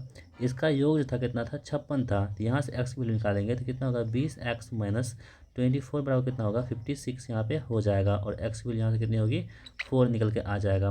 तो किसका पूछा है, उनकी वर्तमान आयु। सब में क्या करेंगे, x की वैल्यू 4 है, तो 4 इंटू 4 कितना होगा, 16 हो जाएगा यहाँ पे, और 7 चौके कितना होगा, 28 हो जाएगा यहाँ पे, और 9 चौके कितना होगा, 36 यहाँ पे हो जाएगा, ठीक है। तो ये तो था कितना, 8 वर्ष पहले था। तो अब उनकी वर्तमान आयु कितनी होगी, 16, 28 और 36 हो जाएगी, जो ऑप्शन नंबर किसमें दे रखा है, बी में दे रखा है। आगे हम बढ़ते हैं, ए और बी का वर्तमान आयु का योगफल कितना है, 25 वर्ष है। बी 5 वर्ष पर उनकी आयु का अनुपात 3:2 है, तो ए की वर्तमान आयु ज्ञात कीजिए। ए की वर्तमान आयु कितनी हो जाएगी, ठीक है।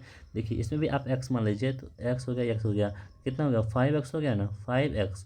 ये कितनी है, तो 5 वर्ष के बाद है, तो इसमें आप क्या करेंगे, 2 व्यक्ति है, तो 5 वर्ष बाद 2 व्यक्ति में 5 5 10 बढ़ेगा, तो ये 30 है, तो कितना 40 हो जाएगा यहाँ पे, और एक्स की वैल्यू कितनी आपके पास होगी, तो 5 एक्स की वैल्यू 8 हो चुकी है। अब इसमें देखिएगा, तो एक्स 8 दिया कितना होगा, यहाँ पे 24 हो जाएगा, और 8 में 16 हो जाएगा, ठीक है। तो हमको किसका पूछा है, तो ए की वर्तमान आयु, ये 24 जो है ना हमारे पास, ये 5 वर्ष बाद की है, तो 5 वर्ष पहले आएंगे, वर्तमान में आएंगे, तो 5 घटाएंगे, कितना होगा, 19 हो जाएगा, यानी ए की वैल्यू जो यहाँ पे हो जाएगी, वो 19 वर्ष यहाँ पे हो जाएगी। ऑप्शन बी यहाँ पे सोचने बिल्कुल सही जवाब हमारा हो जाएगा।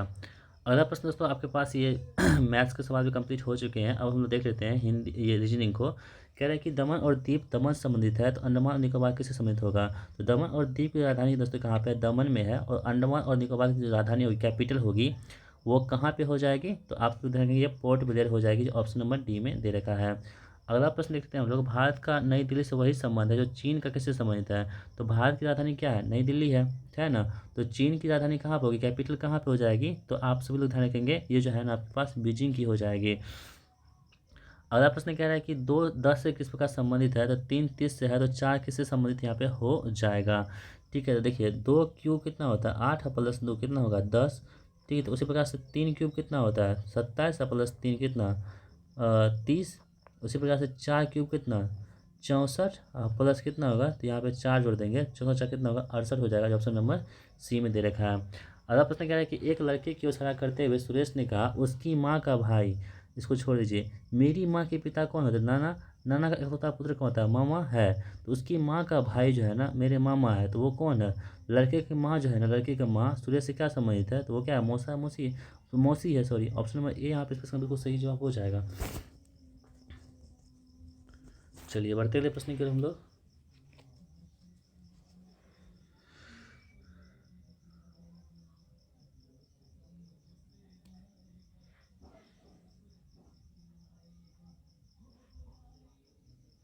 केरथाना ने अपने चाचा के पिता की एकमात्र बेटे के रूप में एक व्यक्ति का परिचय करवाया, ठीक है। तो व्यक्ति केरथाना का कौन है, तो कह रहा था अपने चाचा के पिता, चाचा के पिता कौन होते हैं? दादा की एकमात्र बेटी कौन होती है? दादा की एकमात्र बेटी कौन होगी? बुआ होगी। बुआ का बेटा कौन हो गया? मतलब कि फुफेरा भाई हो गया। के रूप में परिचय किया, तो व्यक्ति कीर्तना का कौन है? तो व्यक्ति जो है कीर्तना का कौन हो जाएगा? तो सिंपल सी बात, उसमें क्या होगा? भाई हो जाएगा यहाँ पे। अगला प्रश्न देख लेते हैं। अकबर ने एक तस्वीर की ओर संकेत किया और कहा, वह मेरे साला के पिता। तो मेरे साला के पिता कौन होंगे? ससुर होंगे। ससुर के भाई की एकलौती भतीजी। तो ससुर के भाई की एकलौती भतीजी यानी मेरी जो बहन है उसका बेटी हो गई। तो वह अकबर से कैसे संबंधित है?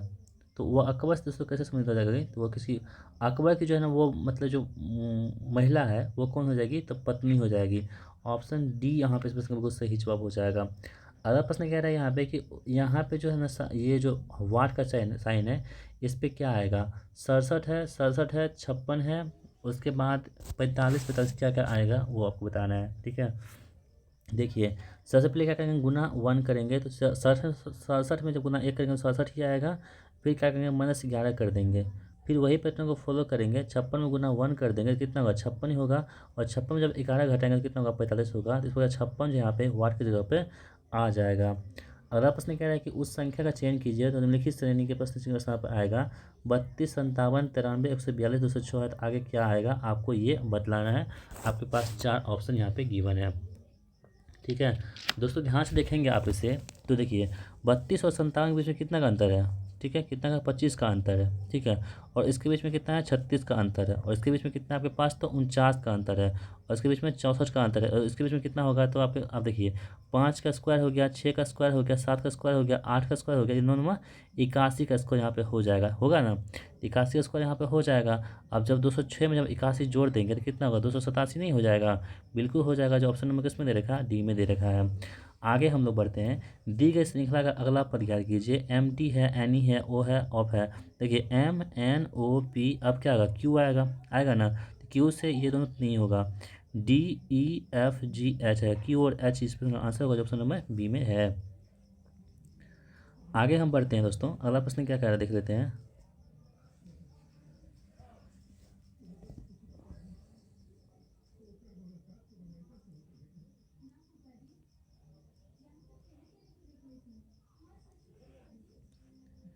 अगला कह रहा है कि सूचीबद्ध 4 आकृतियों में से 3 किसी उभयनिष्ठ नियम का पालन करती है और एक नहीं करती है। असंगत का चयन कीजिए। देखिए यहाँ पे 3 है, अंदर में 4 है। यहाँ पर देखेंगे 1 2 3 4 है, यहाँ पर अंदर में 1 2 3 4 5 है। ठीक है, यानी बाहर से अंदर में 1 की बढ़ोतरी हो रही है। यहाँ पर देखेंगे 1 2 3 4 5 6 है। और यहाँ पर 7 होना चाहिए कायदे से, लेकिन यहाँ पे 4 ही है, इसलिए क्या होगा? अंतर होगा। तो डी कहाँ पे है? ऑप्शन नंबर डी में दे रखा। ऑप्शन डी क्या होगा? इस प्रश्न का बिल्कुल सही जवाब हमारा हो जाएगा। अगला प्रश्न क्या है कि कौन सा विकल्प प्रश्न चिन्ह के स्थान पर आएगा? ठीक है, देखिए ये ऐसे है ना, उलट गया, 2 भाग में बट गया। तो ये ऐसे है तो उल्टेगा, 2 भाग में बटेगा, तो आपके पास क्या आएगा? तो ये जो भुजा वाली संख्या है ना, ऑप्शन नंबर डी में जो दे रखी है, यही आपके प्रश्न का आंसर हो जाएगा। दिए गए 1 2 3 4 में विकल्प में एक्स एक्स को पूरा करेगा। तो कौन सी आकृति यहाँ पे एक्स को पूरा करेगा? तो सेम यही आकृति जो है यहाँ पे पूरा करेगा। ठीक है, तो इस प्रकार की आकृति कहाँ पे दे रखी है? तो आप लोग गौर से देखेंगे, इस प्रकार की आकृति दे रखी है ना, ये आपके पास ऑप्शन में जो बी है ये भी दे रखी है। कह रहा है कि नीचे 4 अलग अलग स्थितियाँ दर्शाई गई है और इसमें वाले फलक के पीछे वाले फलक पर कौन सी आकृति यहाँ पे हो जाएगी? यानी इसके पीछे जो आकृति कौन सी होगी? तो ये स्टार होगी क्या? कभी नहीं होगी। ये होगी क्या? नहीं होगी। ये होगी क्या? कभी नहीं होगी। तो बचा कौन? यही बचेगा। ऑप्शन नंबर सी यहाँ पे इसका बिल्कुल सही जवाब हमारा हो जाएगा। चलिए 69 -26 से 66 होता है, कैसे होता है आपको ये बताना है। देखिए 6 गुना 9 कितना हुआ? 2 छके 54। 6 2 गुना 6 कितना होगा? 12 हुआ ना? तो 54 आप प्लस 12 कर दीजिए, कितना होगा? 66 होगा। तो यही पैटर्न को फॉलो कर रहा है। तो यहाँ आप देखिए 7 गुना 7 कितना हुआ? 49। प्लस 2 गुना 1 कितना हुआ? 2। तो 49 2 कितना होता है? 51। ऑप्शन नंबर सी में दे रखा है। एल जोड़ को, एम ऋण को, यानी कि एम माइनस को, एन भाग को, ठीक है, और पी गुना को दर्शाता है। तो इसको आप बना लीजिएगा, कितना आसान है। इसको आज इसको चेंज कर दीजिएगा और इसे बना लीजिएगा। आपका आंसर जो यहाँ पे आ जाएगा वो ऑप्शन नंबर डी में आ जाएगा। आगे हम बढ़ते हैं। निम्नलिखित में से किस त्रिक की संख्याओं के बीच में त्रिक 6, 42, 336 की संख्याओं को सदृश संबंध है? तो 6, 42 और 336 में जो संबंध होगा ना, वही संबंध इन चारों ऑप्शन में से किसी एक में होगा, आपको वही चूज करना है। ठीक है दोस्तों, आप देखेंगे तो 6 सतह कितना होता है? 42 होता है ना, और इसमें 8 से गुना कर दीजिए, 42 सतह कितना होता है? 336 होता है। इसी प्रकार से दोस्तों आप ऑप्शन नंबर सी देखेंगे तो 4 सतह 28, 28 कितना होता है? 224 होता है, जो ऑप्शन नंबर सी में फुलफिल कर रहा है। आगे कह रहा है कि हनी को 8, 12, 13, 5, 2 लिखा जाता है, तो पैच को उसी भाषा में कैसे लिखा जाएगा? तो एच देखिए कितना होता है? 8 होता है ना, ठीक है, एच कितना होता है? 8 होता है, बिल्कुल सही है। ओ दोस्तों कितना होता है? ओ का उल्टा क्या होता है? एल होता है। देखिए जो भी आपके पास यहाँ पे भावेल है ना, भावेल को उल्टा, भावेल के जो है उसके जो मतलब कि अपोजिट लेटर है उसकी संख्या आप लिखना है। एन कितना होता है? 14 होता है, सॉरी एन कितना होता है? 13 होता है एम, सॉरी एक सेकेंड, एच 8 हो गया, एन एल कितना हो गया? 12, एन का कितना हो? उल्टा 14, एन 14 होता है, उसका उल्टा कितना हो गया? एन 13 हो गया। ई कितना होता है? ई 5 होता है ना, तो ई का 5 लिख देंगे। और वाई कितना होता है? 26 होता है ना, तो 26 का कितना हो गया? 2 लिख देंगे। ठीक है, अब पैच को उसी भाषा में कैसे लिखेंगे? तो पी कितना होता है? के, पी उसका उल्टा कितना होता है? के, तो के की वैल्यू कितनी होती है? 11। 11 कहाँ पे? ऑप्शन नंबर सी में है और बी में है, ये नहीं होगा, ये नहीं होगा। आगे हम बढ़ते हैं, एक का वैल्यू कितना? 1, 11, एक कहाँ पे? इसमें भी है। आगे बढ़ते हैं, टी का उल्टा क्या होगा? जी होगा, और जी कितना होगा? 7 होगा, तो 11 एक साथ यहाँ पे ऑप्शन नंबर सी में दे रखा है। अगला प्रश्न कह रहा है कि एक असंगत है और असंगत का चयन कि चांदी, सोना, पीतल और एल्युमिनियम में कौन सा असंगत हो जाएगा? तो पीतल दोस्तों यहाँ पे क्या होगा? एक मिश्र धातु है, जबकि चांदी, सोना, क्रोमियम क्या है? मिश्र धातु यहाँ पे नहीं है। आगे हम बढ़ते हैं, 4, 11, 30, 67, 168 है, 128 से क्या अंतर यहाँ पे होगा? आगे क्या होगा? देखिए 4 और 7 जोड़ेंगे तो 11 होगा, 11 में क्या करेंगे हम लोग? 19 जोड़ेंगे तो 30 होगा, ठीक है। और 30 में हम क्या करेंगे? 37 जोड़ेंगे तो 67 होगा। 67 में क्या करेंगे हम लोग? 61 जोड़ेंगे तो इतना होगा। इसमें क्या करना होगा? 91 जोड़ेंगे तो 219 हो जाएगा। 219 क्या है? ऑप्शन नंबर ए में दे रखा है। मधुमक्खी शहद से संबंधित है, उसी प्रकार फूल किससे संबंधित हो जाएगा? तो मधुमक्खी जो शहद संबंधित है, उसी प्रकार से फूल जो हमारे पास है, ये आपके खुशबू से संबंधित यहाँ पे हो जाएगा। बिकारी शब्द के कितने प्रकार होते हैं? आपके पास हिंदी का सवाल आ चुका है। तो बिकारी शब्द के कितने प्रकार होते हैं? तो बिकारी शब्द कितने होते हैं? 4 प्रकार से होते हैं बिकारी शब्द, ठीक है। संज्ञा, सर्वनाम, क्रिया और विशेषण, ये सभी क्या होते हैं? बिकारी शब्द होते हैं। दिए गए शब्दों के आधार पर उचित विकल्प का चयन कीजिए। श्रृंगार, श्रृंखला, अनुकृति, अनुकृति, ठीक है।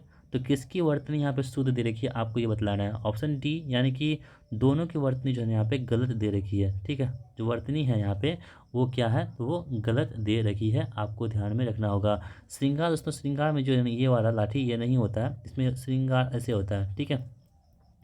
श्रृंगार जो है ना, इस प्रकार से श्रृंगार को दिखाया जाता है, और श्रृंखला में भी ये नहीं होता है। श्रृंखला में भी इस टाइप से हम लोग लिखते हैं श्रृंखला को, ठीक है। श्रृंगार और श्रृंखला दोनों यहाँ पे गलत लिखे हुए हैं। अनुकृति यहाँ पे देखिए दोस्तों, अनुकृति नहीं होती है, अनुकृत होती है। जो अनुकृत, ये सही है, अनुकृत, ठीक है। और अनुकृति नहीं होती है, अनुकृति होती है नहसुका, कुंवरिका, तो हर्षी का, ये सही लिखा हुआ है। तो इस प्रकार से दोनों कथन जो यहाँ पे गलत दे रखे हैं। किस युग्म का विलोम रूप शुद्ध नहीं है? संधि, समास, श्वास, निश्वास, औदार्य, अनुदार्य, उत्कर्ष, अपकर्ष, कौन सा विलोम रूप से शुद्ध यहाँ पे नहीं दे रखी है? आपको वो चूज करना है। तो आप देखेंगे संधि और समास जो है ना, संधि का उल्टा समास नहीं होता दोस्तों। संधि का उल्टा दोस्तों क्या होता है? विग्रह होता है, लेकिन यहाँ पे क्या है? समास दे रखा है, इसलिए गलत है। बाकी श्वास का निश्वास होता है, औदार्य का अनुदार्य होता है, उत्कर्ष का अपकर्ष होता है, ये सही है। आदि से अंत तक का मतलब क्या होता है? आदि से अंत का मतलब होता है अद्योपांत, ठीक है। इनमें से अरण्य शब्द का परिभाषित शब्द का क्या होता है? अरण्य मतलब क्या होता है? अरण्य मतलब होता है जंगल। क्या होता है? जंगल होता है, यानी कांतार जो यहाँ पे अरण्य का मतलब कि परिभाषित शब्द यहाँ पे हो जाएगा। इस वर्ष अच्छी फसल होने की डैश है, इस वाक्य में किस स्थान में की पूर्ति के लिए उपयुक्त शब्द है? तो इस वर्ष अच्छी फसल होने की क्या है दोस्तों यहाँ पे? तो पूरी पूरी क्या है? संभावना यहाँ पे व्यक्त की जा रही है। आंधी आबे बैठ गंवावे लोकोक्ति का उपयुक्त अर्थ क्या होता है? यानी कि आंधी आबे बैठ गंवावे लोकोक्ति है ना, इसका अर्थ क्या होता है आपको बतलाना है। यह होता है विपत्ति परिस्थिति में उपयुक्त समय आने का इंतजार करना। Option b will be the right answer. अगला क्वेश्चन आपके पास एक गद्यांश है, इसे आप लोग पढ़ लेंगे, और गद्यांश के पढ़ने के बाद जो आपके पास ऑप्शन है ना, एक प्रश्न है, इसका आंसर आप लोग दे देंगे। कह रहे हैं कि राष्ट्र, संस्कृति और विरासत क्रम से कौन सी व्याकरणिक इकाइयाँ हैं? दोस्तों ये क्या होती है? संज्ञा, सर्वनाम और विशेषण है। यानी कि राष्ट्र जो है ना संज्ञा है, और सांस्कृतिक विशेषण है और विरासत जो है आपके पास संज्ञा दे रखी है। आगे हम बढ़ते हैं, अंतर्विरोध शब्द में किस प्रकार की संधि है। जो अंतर्विरोध है ना, इसमें किस प्रकार की संधि दे रखी है, यह विसर्ग संधि का प्रयोग यहाँ पे हुआ है। व्यक्ति की दृष्टि कब संकुचित हो जाती है, गद्यांश के अनुसार जब व्यक्ति धर्म, जाति, कुल आदि को प्रमुख मानने लगता है तब उसकी दृष्टि जो होती है वो संकुचित हो जाती है। किसके अनुसार, तो इस गद्यांश के पढ़ने के बाद। यहाँ पे कह रहा है कि सिनोनिम्स बताना है किसका, AURA का। तो AURA मतलब क्या होता है, प्रभाव मंडल। क्या होता है, प्रभाव मंडल होता है, और इसका आपको सिनोनिम्स बताना है। इसका सिनोनिम्स क्या हो जाएगा दोस्तों, तो होगा हेलो जो है ना, हालो, यही क्या होता है, इसका सिनोनिम्स यहाँ पे हो जाएगा। यहाँ पे कह रहा है कि सिनोनिम्स बताना है किसका, एम्बेडेड का। एम्बेडेड मतलब क्या होता है, गाड़ना या जड़ना। क्या होता है, गाड़ना या जड़ना होता है। इसका सिनोनिम्स आपको बतलाना है। इसका क्या होगा आंसर आपके पास, तो ब्यूरी जो है ना, इसका सिनोनिम्स यहाँ पे हो जाएगा। ठीक है, आगे हम लोग बढ़ते हैं और अगला प्रश्न देख लेते हैं हम लोग क्या कह रहा है। Select the most antonyms of the given words. बीसीज, बीसीज मतलब दोस्तों क्या होता है, सबसे पहले जाने, इसका मतलब प्रार्थना करना है। ठीक है, क्या होता है, किसी को प्रार्थना करना, यही क्या होता है, बीसीज मतलब होता है प्रार्थना करना। तो इसका क्या बतलाना है हमको, एंटोनिम्स बताना है। तो उसका उल्टा क्या होगा, प्रार्थना जैसे करते हैं तो उसका उल्टा क्या होगा, उसका उल्टा होगा कमांड करना। ठीक है, यहाँ पे आपको एंटोनिम बताना किसका, मेलेवोलेंट का। मेलेवोलेंट मतलब क्या होता है कि दुष्ट होता है। ठीक है, दुष्ट या द्रोही होता है। इसका एंटोनिम्स क्या होगा, अच्छा आदमी होगा, जो काइंड होगा, दयालु होगा। ऑप्शन ए यहाँ पे आंसर हमारा हो जाएगा। यह है कि repetition of A initial sound in 2 और मोर वर्ड ऑफ ए लाइन, उसे हम लोग क्या कहते हैं। तो दोस्तों इसे हम लोग जो कहते हैं ना, इसे बोलते हैं एलिट्रेशन। ऑप्शन सी यहाँ पर आंसर हमारा हो जाएगा।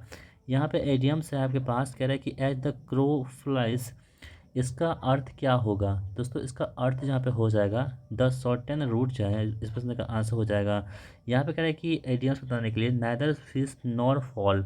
ठीक है, नाइदर और नॉर का कॉम्बिनेशन यहाँ पे, नाइदर फिश नॉर फॉल, इसका जो एडियम्स है यानी कि जो मुहावरे हैं, इसका अर्थ क्या होगा, इसका अर्थ होगा something which can neither be supplied easily nor be accepted befittingly। Option c यहाँ पे राइट आंसर हमारा हो जाएगा। यहाँ पे कह रहा है कि ग्रामेटिकल एरर ढूंढने के लिए economics is the one of the subject which I have found very difficult since school. ठीक है, तो इसमें कहाँ पे गलती हो जाएगी दोस्तों, देखिए वन ऑफ जो है ना, वन ऑफ द के बाद जो है आपके पास क्या होता है, प्लूरल नाउन होता है लेकिन सिंगुलर वर्ब होता है। ठीक है, तो वन ऑफ द के बाद जो द सब्जेक्ट है यही गलत है। ऑप्शन नंबर डी यहाँ पे इस क्वेश्चन का आंसर हमारा हो जाएगा। ये कंप्रीहेंशन है, आप उसको पढ़ना है। पढ़ने के बाद जो है आपके पास सवाल का आंसर आपको खुद से देना है। आप कह रहे हैं कि which is the final process in the production of beards, इसका आंसर क्या होगा, ड्रेलिंग हो जाएगा। Which of these stones is very soft and easy to mould, इसका दोस्तों आंसर आप पढ़ने के बाद जो है ना आपके पास निकल के आएगा वो होगा स्टीलाइट। ठीक है, ऑप्शन बी यहाँ पे राइट आंसर हमारा हो जाएगा। अब दोस्तों आपके पास सवाल है कंप्यूटर का, अब से देख लीजिए। कह रहा है कि एक डेस्क को दिखाता है कि कैसे परिचालन व्यवस्थाओं को एक साथ जोड़ा जाता है और कंप्यूटर को साकार करने में योगदान देता है, उसे हम लोग क्या कहते हैं, उसे बोलते हैं कंप्यूटर ऑर्गेनाइजेशन कहते हैं। निम्नलिखित में से कौन सा कथन यहाँ पे गलत दे रखे हैं दोस्तों, आपके पास 4 ऑप्शन दे रखे हैं। इसमें से गलत जो कथन दे रखे हैं, वो रजिस्टर सीपीयू के बाहर स्थित हाई स्पीड स्टोरेज एरिया होता है, यही कथन यहाँ पे गलत दे रखे हैं। बाकी अन्य कथन यहाँ पे सही दे रखे हैं। एक ऐसा डिवाइस जो कंप्यूटर से कनेक्ट होता है लेकिन कोर कंप्यूटर आर्किटेक्चर का भाग नहीं है, उसे हम लोग क्या कहते हैं, उसे बोलते हैं पेरीफेरल डिवाइस के नाम से इसे हम लोग जानते हैं। कंप्यूटर जनरेशन का 1 से 5 तक का सही अनुक्रम क्या है दोस्तों, तो पहला है वैक्यूम ट्यूब, पहला वाला, दूसरा है ट्रांजिस्टर, तीसरा आईसी, भी, उसके बाद VLSI, उसके बाद है ULSI। ठीक है, तो इसमें का ऑप्शन जो ए है ना, यही क्या है आपके पास जो जनरेशन है कंप्यूटर का वो सही तरह से यहाँ पे व्यक्त की जा रही है। निम्नलिखित में से कौन सा स्कैनर फोटोकॉपियर मशीन की तरह दिखता है और उसमें एक बॉक्स होता है जिसमें इसके ऊपर एक ग्लास प्लेट और एक ढक्कन होता है, जो ग्लास प्लेट को ढकता है उसे हम लोग क्या कहते हैं, आपको ये बतलाना है। ठीक है दोस्तों, इसे हम लोग क्या बोलते हैं, फ्लैट बेड के नाम से जानते हैं। कंप्यूटर में प्राइमरी मेमोरी का उदाहरण निम्न में से कौन सा होता है दोस्तों, इसे क्या बोलते हैं, उसे रैम कहते हैं, जो प्राइमरी मेमोरी होती है। कंप्यूटर के संदर्भ में किसी स्टोरेज डिवाइस से डेटा प्राप्त करने या किसी परिधीय इकाई से डेटा प्राप्त करने के लिए लिया गया समय को हम लोग क्या कहते हैं, उस समय को हम लोग बोलते हैं एक्सेस टाइम कहते हैं। ठीक है, डैश जावा में एक एप्लीकेशन होती है जिसका उपयोग क्लाइंट साइड पर छोटे एप्लीकेशन को भेजने और उन्हें चलाने रन करने के लिए इसका इस्तेमाल करते हैं, वो होता है एम्पलेट्स। ठीक है, यूनिक्स सिस्टम पर उपयोग की जाने वाली फाइलों के लिए निम्नलिखित में से कौन सा समान ऑब्जेक्ट फाइल प्रारूप विनिर्देश प्रारूप नहीं है, तो वो दोस्तों कौन सी नहीं है, तो स्टैटिक जो है यहाँ पे नहीं हो जाएगी। वह सिस्टम प्रोग्राम क्या कहलाता है जो किसी निर्देश को एक ही समय पर रूपांतरित और निष्पादित करता है, उसे क्या कहते हैं हम लोग, असेंबलर कहते हैं। निम्नलिखित में से कौन पाइथन के अंकगणितीय ऑपरेटर नहीं है, तो दोस्तों वो कौन से हो जाएंगी, तो नॉट इन जो है ना यहाँ पे वो पाइथन के अंकगणितीय ऑपरेटर नहीं है। डाटाबेस जानकारी को पुनः प्राप्त करने के लिए किस भाषा का उपयोग करते हैं, दोस्तों भाषा होती है वो क्वेरी लैंग्वेज का इस्तेमाल करते हैं। निम्नलिखित में से कौन सा बाइनरी दशमलव अंक 147 के बराबर है, तो दोस्तों ये कितनी होती है, ये वाला जो है ना वो 147 के यहाँ पे बराबर हो जाएंगे। माइक्रोसॉफ्ट वर्ड में पैराग्राफ एंड इंटेंशन के संबंध में निम्नलिखित में से कौन सा कथन यहाँ पे गलत दे रखे हैं, तो दोस्तों आप लोग देखेंगे ऑप्शन नंबर सी जो है ना, दाया इंटेंशन को ऋणात्मक मान के रूप में सेट किया जा सकता है, ये कथन यहाँ पे गलत दे रखे हैं। MS एक्सेल 2016 में चार्ट बनाने के लिए निम्न में से किस मेनू आइटम का उपयोग करते हैं, तो दोस्तों वो जो मेनू आइटम होती है वो इंसर्ट का इस्तेमाल करते हैं। एक प्रेजेंटेशन में स्लाइड को प्रस्तुत करने के लिए प्रयुक्त विशेष इम्पैक्ट को क्या कहते हैं, तो दोस्तों आपको ध्यान रखेंगे इसे बोलते हैं हम लोग ट्रांजेक्शन कहते हैं। ऑप्शन सी यहाँ पे इस प्रश्न का बिल्कुल सही जो हमारा हो जाएगा। TCP ICP मॉडल के संदर्भ में निम्नलिखित में से कौन सा कथन यहाँ पे गलत दे रखे हैं, आपको वो चूज करना है। दोस्तों आप ऑप्शन का देख लेंगे तो TCP ICP में 7 परतें होती हैं, ये बातें यहाँ पे बिल्कुल गलत दे रखी हैं। दोस्तों इसमें क्या होती है, 5 लेयर होती है, यानी कि 5 परतें होती हैं, लेकिन यहाँ पे कह रहा है 7 परतें, इसलिए क्या है गलत दे रखे हैं। ईमेल के बारे में निम्नलिखित कथनों को पढ़ें और सही विकल्प को चुनें। ठीक है, क्या यूजर नेम और डोमेन नेम @ चिन्ह द्वारा अलग किए जाते हैं। ठीक है, तो यूजर नेम और डोमेन नेम जो होती है @ चिन्ह द्वारा जो होती है वो क्या कहते हैं, तो अलग किए जाते हैं, तो बिल्कुल सही दे रखा है। ठीक है, जैसे कि अंडरस्टूड स्टडी है @ हम क्या करेंगे gmail.com कर देंगे।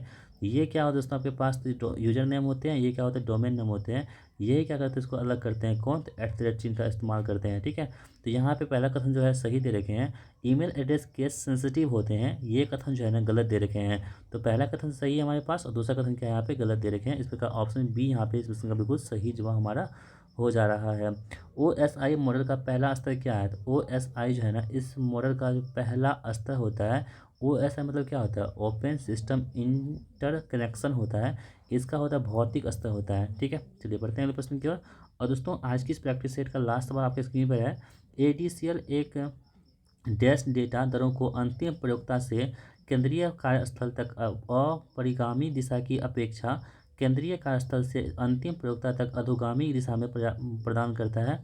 तो दोस्तों इसका आंसर आप सभी लोग बताएंगे कहाँ पे, कमेंट बॉक्स में। ठीक है, एक प्रश्न आप सभी के लिए हम छोड़ेंगे, तो यदि आपको पता है ना इसका आंसर जो है ना 100 का क्या आंसर होगा ABCD में, आपको बतलाना है कमेंट बॉक्स में। ठीक है, देखते हैं कितने लोग इस वीडियो को यहाँ तक देखे हैं। बाकी दोस्तों ये वीडियो आपको कैसा लगा है, उम्मीद करता हूँ ये वीडियो आपको बहुत ही अच्छा लगा होगा, क्योंकि देखिए बहुत मेहनत से हमने इस वीडियो को बनाया है और आपके पास जो है ना वीडियो बहुत ही लंबी हो चुकी है। तो आपसे उम्मीद करते हैं कि वीडियो आप सभी लोगों की काम की होगी, आपको पसंद भी आया होगा और इसे आप लोग एंजॉय भी किए होंगे। तो चलिए मिलते हैं नेक्स्ट वीडियो में, तब तक के लिए जय हिंद, वंदे मातरम।